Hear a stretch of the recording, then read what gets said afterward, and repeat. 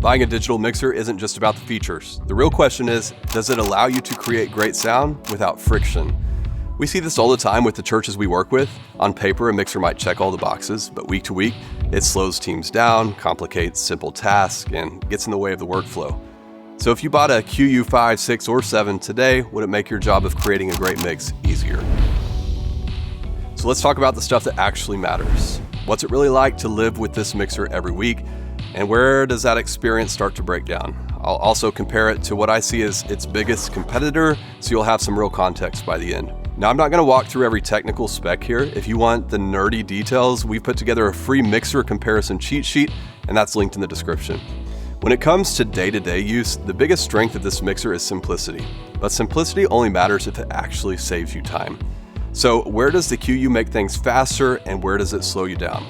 Well, if you're coming from an analog console or you just value beginner-friendly gear that still sounds great, the QU immediately feels familiar. Using it feels noticeably more natural than the previous generation. The touchscreen has a higher resolution, it's more responsive, and the button and knob layout just makes more sense when you're moving quickly.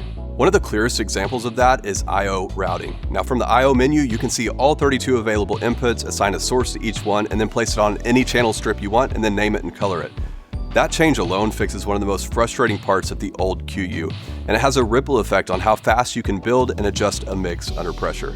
And importantly, every size version of this mixer, it works the same way. The only thing that changes is how much built-in I/O you get and how many physical faders are on the surface. That flexibility is a big deal. On older QU models, inputs were locked to channel strips, and smaller versions capped you at 16 or 24 inputs total.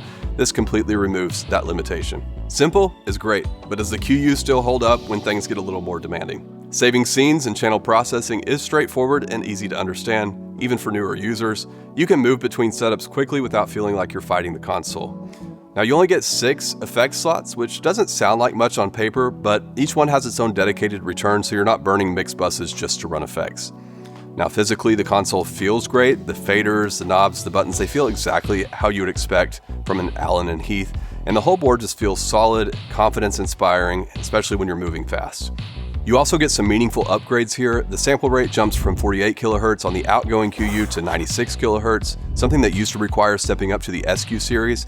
And you can now do SD card multi-track recording for virtual sound checks without using a computer, and the USB port has been upgraded to USB-C with USB 3.0 speeds. All of that helps the QU feel more capable than the previous generation without making it harder to use. So it's a huge improvement in a handful of ways, but here's where the QU's simplicity starts to show its trade-offs. Even though the touchscreen is fast, some of the on-screen text is pretty small. In the top right corner, it shows whether you're on the main mix or the bus mix, and while the color changes, it's easy to miss when you're moving quickly. Input naming could also be better. It would make a lot of sense to rename inputs directly from the I/O screen, but right now the only way to do it is through a small icon on the processing page, which feels a little bit clunky. Channel presets feel limited too. You can save presets for individual processing sections, which is great, but a full channel preset is all or nothing. You can't choose what gets saved, and it doesn't look like routing is included. I'd also love to see a dedicated sends page on each channel where you can quickly see everywhere that channel is being sent to and at what level. Now, when it comes to effects, 6 slots are enough to cover the basics, but if you want to get more detailed, you'll need to bring in a DAW, which adds complexity to what's meant to be a simple setup. And finally, all the channels are mono. If you want stereo inputs, you'll have to link 2 channels together, so just keep that in mind if you're already close to capping out those 32 inputs. Now, none of these are deal breakers, but they do shape what it's like to use it day to day. Now, all of this workflow talk is great, but does it actually sound good? Well, instead of just telling you, I want you to hear it for yourself. I'll start with the preamps on a dynamic mic and then compare that directly to the PreSonus StudioLive, and finally play a mix that I built entirely on this console.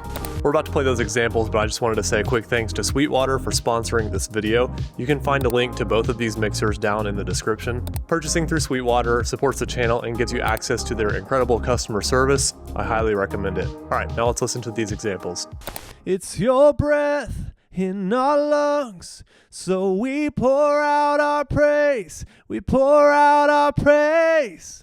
It's your breath in our lungs, so we pour out our praise. We pour out our praise. It's your breath in our lungs, so we pour out our praise. We pour out our praise. It's your breath. The preamps are one thing, but what really matters is what it's like to actually build a mix on this mixer. We'll get to that at the end. The PreSonus StudioLive SE3 is probably the QU's closest competitor. Both mixers are designed to be simple, fast, and approachable for non-professionals, and both of them, they sound great.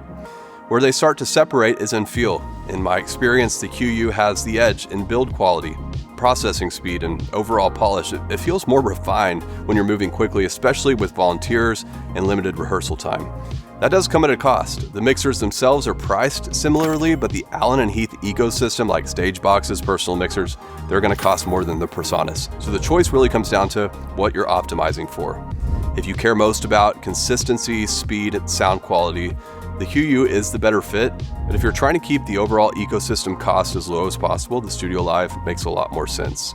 Now click the video on your screen to see me build the mix that you just heard on this console, or click the other video to see our other mixer reviews.